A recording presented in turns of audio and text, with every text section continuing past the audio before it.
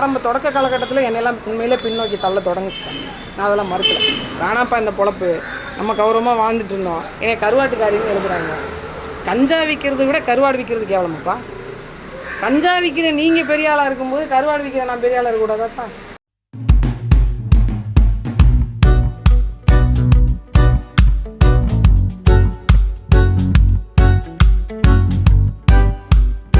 தான் செஞ்சுட்டு இருப்பேனே தவிர என் வயசுக்கான ஒரு ஆசையோ என் வயசுக்கான வேலையோ நான் செய்யவே மாட்டேன். ஒரு இடத்துக்கு போகணும், இந்த இடத்துல போயிட்டு ஒரு கடற்கரை பார்த்தா எனக்கு ஓடி விளையாடணும்னு தோணும்.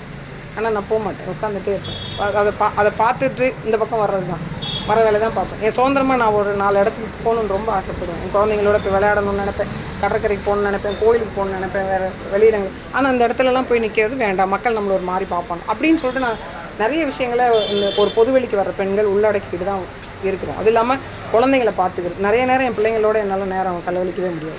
அப்படி இருந்தும் கூட இந்த தளத்தில் ஓடுறோம் அப்படின்னா பல்வேறு நெருக்கடிகள் இருக்கும். அப்படிப்பட்ட பிள்ளைகளை நீங்கள் பின்னுக்கு தள்ளுற வேலையை தான் இது வரைக்கும் இந்த திராவிட அரசியல் இந்த பெண்ணியம் பேசக்கூடியவர்கள்லாம் செஞ்சுருக்காங்களே தவிர முன்னோக்கி ஒருத்தரை கொண்டு வந்து ஒரு ஆளுமையாக ஒரு சாதாரண குடும்பத்துலேருந்து வந்த பிள்ளைய இந்த இடத்துல கொண்டாந்து நிப்பாட்டி இருக்குன்னு ஒரு கட்சி சொல்லுங்கள்.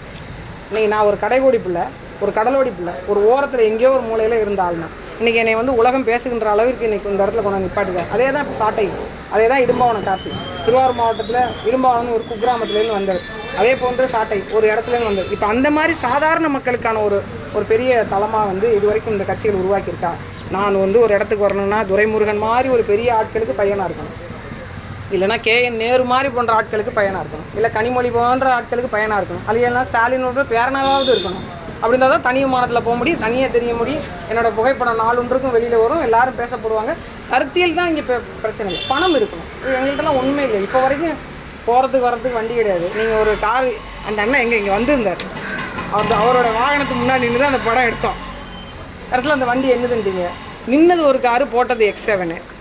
சரி, போட்டவங்க அதை கொண்டு வந்து RC புக்கு வண்டியை வீட்டில் நிப்பாட்டியிருந்தீங்கன்னா நீங்கள் ரோசக்காரர்கள், மானக்காரர்கள், சூடு சொரணை உள்ளவர்கள் என்று அர்த்தம். எதுவுமே இல்லாமல் எப்படி இந்த மாதிரியான அவதூறுகள் ஒரு டைமில் ஒரு ஆரம்ப தொடக்க காலகட்டத்தில் என்னெல்லாம் உண்மையிலே பின்னோக்கி தள்ள தொடங்கிச்சிட்டேன். நான் அதெல்லாம் மறுக்கல. வேணாப்பா இந்த பொழப்பு, நம்ம கௌரவமாக வாழ்ந்துட்டு இருந்தோம். ஏன் கருவாட்டுக்காரின்னு எழுதுறாங்க. கஞ்சா விற்கிறத விட கருவாடு விற்கிறது கேவலமாப்பா.